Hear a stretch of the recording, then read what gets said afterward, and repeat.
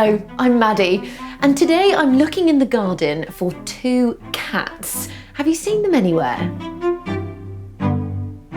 They're not under the tree, and they're not on their favourite spot, on the fence. I know how we can find them. I wonder if they're hungry. Cats make great pets, don't they? The cats like to be outside in the garden, hiding and exploring, but there is something else they like. Lunch. What's this? Ready? Steady, Paul? What's that? This is Madison, and this is Malika. And there's something really clever that means the cats can come in and out of the house whenever they like. Do you know what it is?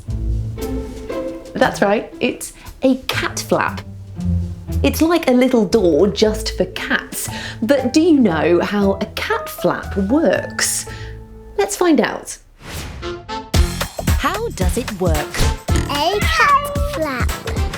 To show you how a cat flap works, let's see if we can get Madison and Malika to use it. They like to sneak in and out throughout the day, so I'm going to set up two special cameras. One on the inside and one outside. They like to come out to play after they've had their lunch. Watch what happens. Our cameras are all set up. Oh look, here's Madison. Is she going to get through? Yes, she's in. Whoa, that was fast, wasn't it? I tell you what, let's watch it again, this time in slow motion. Watch how Madison pushes it open with her nose. Did you hear the sound that the cat flap made when the door opened and closed? Listen again. It sounds like a click, doesn't it? The cat flap opens like that for Madison and Malika, but look what happens if I try to open it. Does it work? No. Why do you think that is? That's because this cat flap will only work for Madison and Malika. But how does the cat flap know who they are? It's because of this.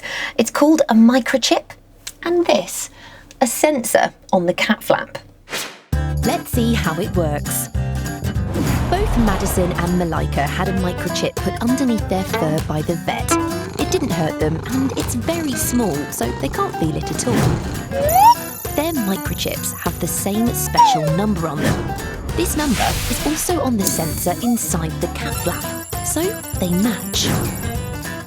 When one of the cats goes up to their cat flap, the sensor inside scans the microchip by their neck, just like how we scan our shopping at the supermarket checkout. When it sees there is a match, a small lock inside the cat flap is unlocked. So when they push the flap with their head, the flap swings open to let them through. The same happens when they want to come home. But the cat flap only opens for Madison and Malika. If any other cats come along, they can't get in because they don't have the same matching number. The microchip is tiny. It's only a bit bigger than a grain of rice. In fact, it's so small, I've got a special camera with me, a microscope, which will let us see it in close up. Oh, look at that. Isn't it incredible that something so tiny can open and close a cat flap? To show you what the microchip looks like inside a cat, I have a special photo called an X-ray. An X-ray is a special picture that lets us see what we look like under our skin. And this is an X-ray of a cat. Look, you can see under the cat's skin. Look at all of its bones. And can you see that white blob there? That is the microchip. It's tiny, isn't it? Madison and Malika love their cat flap. They're in and out all day. What was your favourite bit about seeing how a cat flap worked? Do you remember what you call the special device that goes under Madison and Malika's fur and lets them in the cat flap? That's right, it's a microchip. Did you hear the sound the cat flap made when it opened? And did you see the X-rays showing the microchip in the cat's body?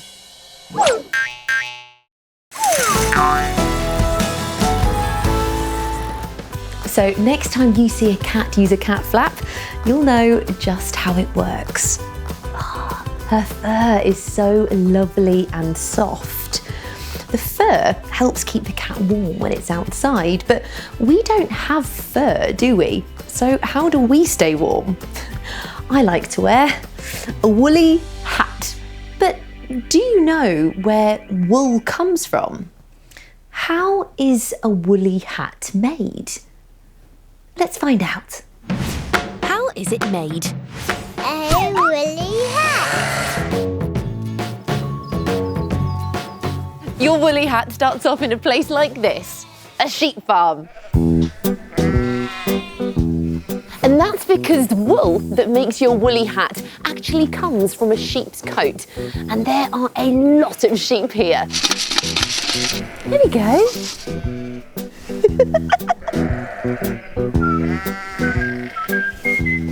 This is Lewis, and he's going to show us how you get wool from a sheep. The first thing Lewis does is to clip the woolly coat off the sheep, and to do that, he uses this. It's called a shear to do something called shearing.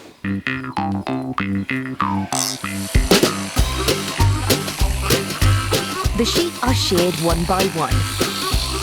The sheep is held very still and Lewis snips away quickly so that all the woolly coat is cut off. A shear is a bit like a pair of scissors. Can you see? Lewis is using it to cut the wool off the sheep, but it doesn't hurt the sheep at all. It's just like having a haircut. Can you hear the sound of the shears? What does it sound like? I think it sounds just like a small engine.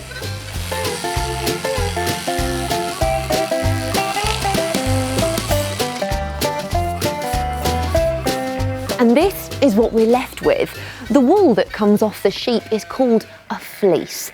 The sheep will grow a new woolly coat, just like how you grow your hair back after you've had a haircut. But this fleece doesn't look much like a woolly hat, does it? To find out what happens next, I have to go somewhere else.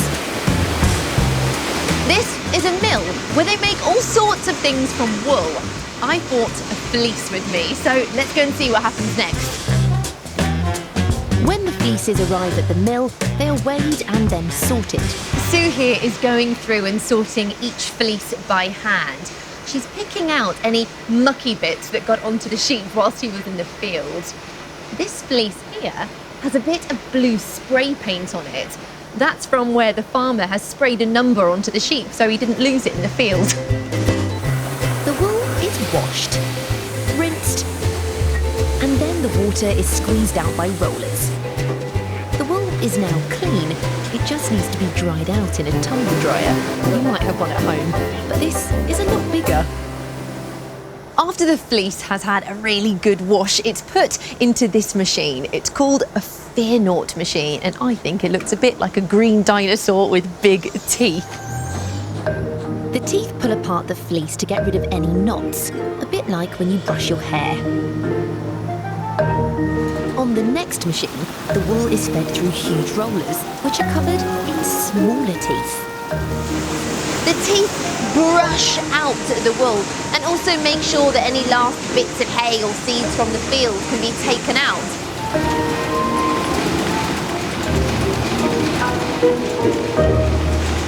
But everything's happening so fast. Let's use my special slow motion camera to slow everything down and get a better look.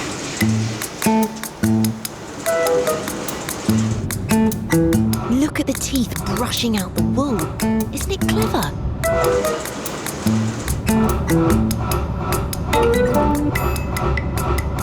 This is what the wool looks like when it comes off the rollers. These are called slubbings, which is my new favourite word. It's beginning to look like the wool you might make a hat with, but it's not ready yet because it breaks too easily. It's not strong enough. So first, it has to fun. The wool is added to this big spinning frame, and as each piece is pulled out, it's twisted round and round. And at the other end, we get this. It's called yarn. The yarn is quite thin. To give it extra strength and make it thicker, 4 strands are twisted together. When the wool comes off the twisting machine, it looks like this. You can see how much stronger and thicker it is. This is called plied yarn, and it's what people used to knit with. Things like jumpers, scarves, or woolly hats. But not everything we wear is the same colour as a sheep. So what we need is a bit of colour.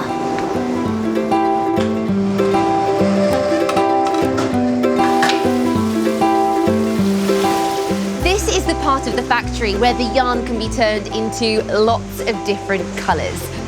And this stage is called dyeing. Blue liquid called dye is added to hot water to make it blue.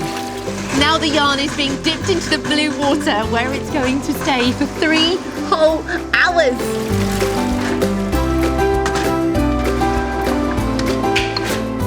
Hours later, the wool is ready to come out.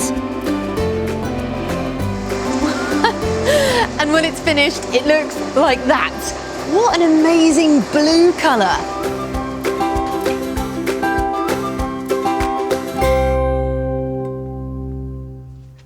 Here is lots of wool that has already been turned into different colours and rolled into small balls.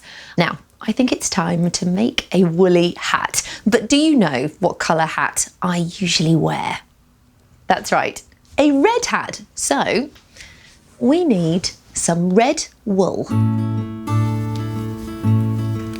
Paula is making me a woolly hat, and she's doing something called knitting. You might know someone who knits, and it's very clever. And Paula's very fast at it.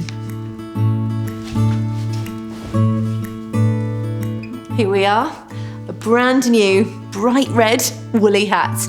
How do I look? What did you like most about seeing how a woolly hat was made? Do you remember what you call the wool when it's been taken off the sheep? That's right, it's called a fleece. Did you hear the sound of the sheep being sheared? And did you see the teeth brush out the wool on my slow motion camera?